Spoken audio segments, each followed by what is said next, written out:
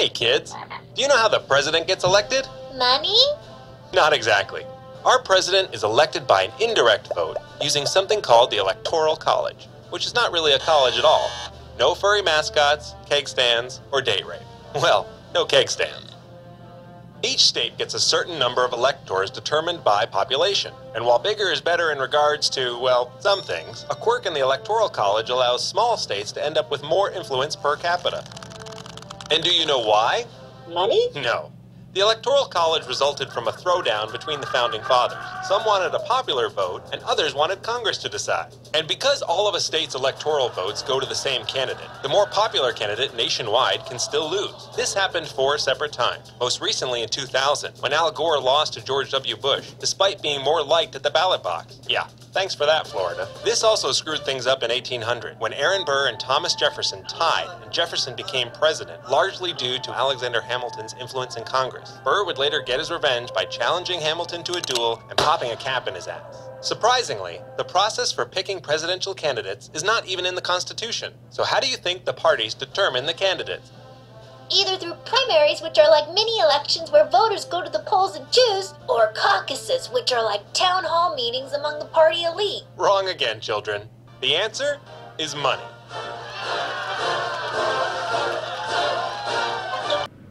Hello everyone, welcome to GGN. Today is Tuesday, November 6, 2012. I'm Darko, and this first article I have up is the chart of the day, the most expensive election ever in context. So, the GDP of Nicaragua, $6.4 billion, is the cost of the U.S. presidential election to the two candidates, $6 billion, or $20 in petty cash every U.S. man, woman, and child.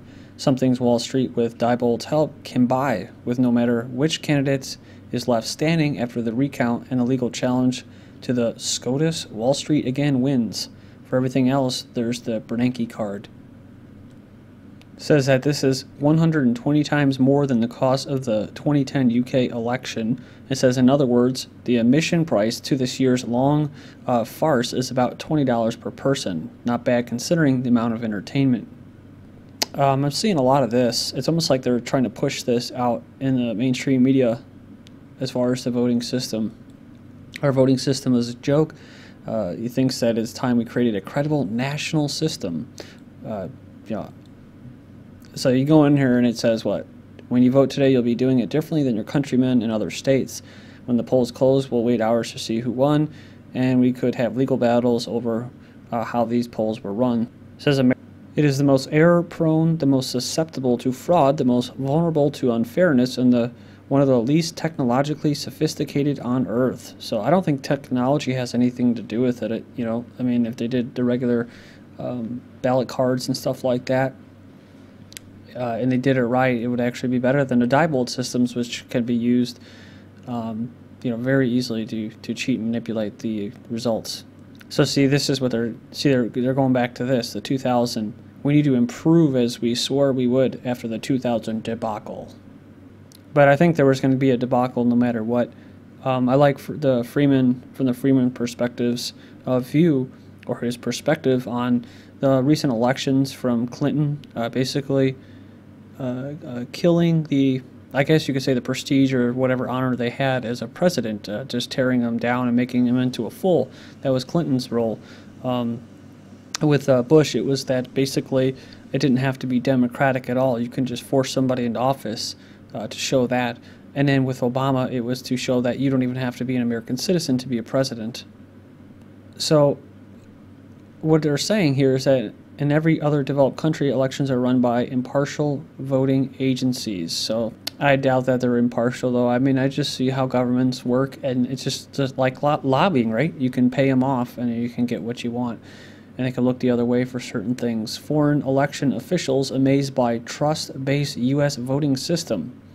So I think what they're pushing for is a national system. Well, it was originally a confederation of states, so each state was its own country, its own sovereign nation. So since each state is now capitulated and lost all that sovereignty to a national federalized system, this is what you're going to get. Foreign elections officials amazed by trust-based. They're talking about Libya. They're saying that they're amazed by the trust-based system.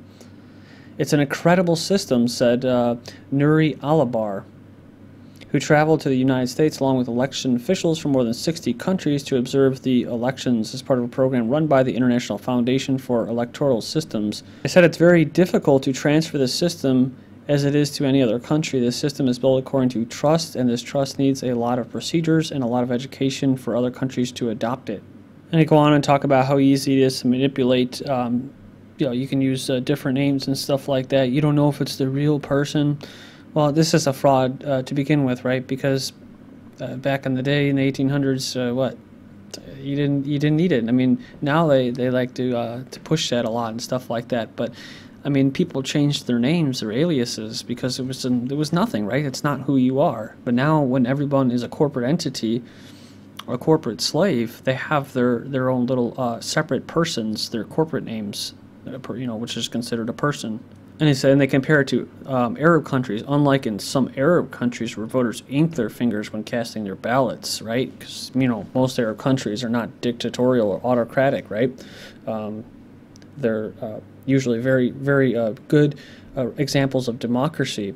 And see, they use fingerprints, so that's what we should do. In fact, I saw a video, I think it was from George for Title.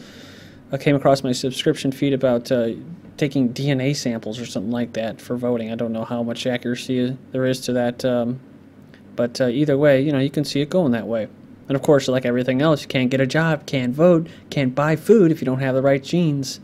Then you have a woman arrested for attempting to vote twice, getting hauled off in handcuffs. So she said she was hauled off by agents with the Nevada's Multi-Jurisdictional Elections Integrity Task Force. See, this is a Category D felony. What if she didn't? What if someone actually voted in her name and then she went to go vote and then they hauled her off? I've actually seen other stories of that happening where other people going in there to vote and they're saying they've already voted. More stories, voter fraud. People go to vote, ballots already casted in their names, others vote more than once. So there you go, just what I was just talking about. So just some real shady shit. I hate to use that word, but it is. Apparently someone already voted in my name, and then a friend of mine, former GOP official, showed up in Virginia, voted this morning, and was informed he had already done so, and he had not. It's like I proposed that idea or that concept or possibility of people just not voting. What if I'm sure many of you guys have pondered that idea of what if just nobody voted? I mean, of course, it'll never happen. They'll always get enough sheeple or pay a bunch of desperate people to go and just go to the ballot and cast the vote, right? 10 people, and then they can say, that's democracy. 50% or 51% voted for the turd sandwich, right? And so the turd sandwich represents 100% of the people, even though 5 people voted. But this is what they would do. They would just sit there and they would actually take your name and your information. They would vote for you. That's how slithery this whole system is. Hundreds of Florida voters told election is on Wednesday. So hundreds of potential voters on Florida received automatic calls from local supervisor elections mistakenly informing them that they had until 7 p.m. tomorrow to cast their votes. Of course, they actually had until 7 p.m. this evening. So this is in Florida, which is a key state for Romney. So far, as far as like it really matters who's going to win, it seems like it's going to be Obama. I did my own little coin flipping, and it was Romney I came up with. It seems like a lot of people would be more kind of, kick the old bum out, the lesser of two evils type crap. So I'm thinking that realistically, who should win, according to all the hoopleheads and sheeple that would go out and vote, would be Romney. But I think that the Zionists, they like Romney, but for some reason, I think Obama too. Obama seems to be the corporate global elite's man, and they got a lot invested in him and stuff like that. So I think that they're going to do what they got to do to get him in there. I think Yahoo was predicting Obama, and then you had a shaman down in South America who actually came up with Obama. So I think even South Park's doing an episode on it. Obama wins. Sandy disrupts voting in Northeast braces for new storm. So, of course, this is the timely storm that a lot of people aren't going to be able to vote in those big key states. So, again, less representation. And the Philly GOP poll inspectors being ousted. They said a court-appointed Republican poll inspectors are being forcibly removed from voting stations in some Philadelphia wards and replaced in some cases by Democratic inspectors and even members of the Black Panthers. International observers are saying the states are out of line. So again, I don't really I don't really agree with this. You know, I don't agree with the system to begin with. But this whole thing of international observers and stuff like that, I just tell them to get the hell out and mind their own business, just like the U.S. should mind their own business as far as forming governments in sovereign nations such as Libya and Syria and Iraq, and like they're going to be trying to do in Iran. So I think when that article in the beginning was pushing for, we need a national system, really what they want is an international global system of elections and stuff like that. So the economy is the #1 concern for 60% of voters. They try to turn it into social issues about gay rights and stuff like that to get people all divided. They're trying to stoke the race war, and you're going to lose your job if Romney wins, and if Obama wins, there's going to be a race riot. A bunch of garbage, right? But most people are worried about, they're concerned about the economy and stuff like that. And finding work. Today's unemployment rate worse than that of the Great Depression.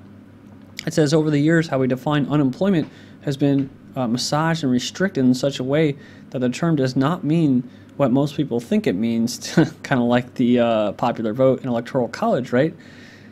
That people would like to work who are out of work. I've mentioned this many times before. It says that below information comes from folks at Shadow Stats, a great website which compiles real numbers in the economy, not politically correct ones. It says we are in a depression. So there's the workforce. There's the human resources. I had a friend tell me what employing an employee actually means. To employ something means to employ a tool, to use a tool. So, you know, if you're an employee, you can consider yourself a tool. It says if we measured unemployment the way they did during the 1930s, today's unemployment would be worse than any single year of the Great Depression. Back in 1931 is 15%, 32, 22%, 33, 20%, of course, after the Federal Reserve System was incorporated in the Act. 1934, 16%. Not saying that that helped. It just helped them loan a lot more money out, take on a lot more debt. And so, you know, it did create some kind of jobs, but I mean, think about it. It's just like everything else. Artificial, it's not meant to last. 2009, 21%, 22, 23% in 2012. So there you go. So 60% of voters are concerned about the economy. Almost 60%, 58 of eligible U.S. voters boycott presidential election.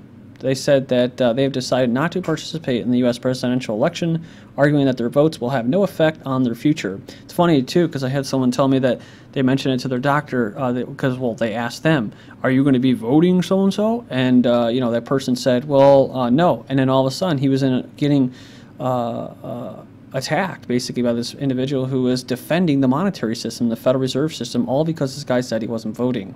It's weird how it's like I said, it's like a masochistic attitude where you have to defend your slavedom, you have to defend your abuser. And it's like, well, it's we gotta have it, we gotta have voting, we gotta have the Federal Reserve System. What are we gonna do? I don't like Obama and I don't like Romney, but I gotta vote for somebody. So various studies, however, suggest that many of the non-participant Americans are committed to political participation in their society anyways, saying, I won't participate in the elections because I think the government system is fundamentally illegitimate. I believe the U.S. electoral system only paves the way for the legitimization of a government that is directed from above and under an oligarch system, which is exactly what it is. One thing to point out, though, is that I noticed in the difference in China and in Russia, like in the East, they have a kind of a family. They have like these mafias and families that run the thing, and I mean, it's very well known, you know. But in the West, it's different because it's run by corporations, like I said.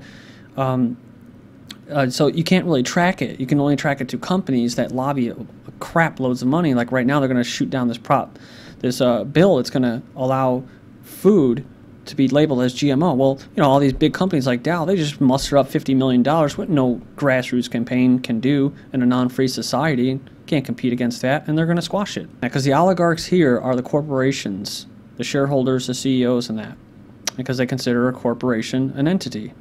So talking about the 2012 elections, war, economic collapse, personal devastation await Americans no matter who they vote for. Of course, the biggest misconception or historical whitewashing has been that the United States revolted against Britain. Well, no. Britain, the empire, the word empire was kind of getting stale. They're getting sick of the British. They had to open up a new corporation. That's why the Virginia Corporation, along with King George and them, created a new corporation called the United States of America.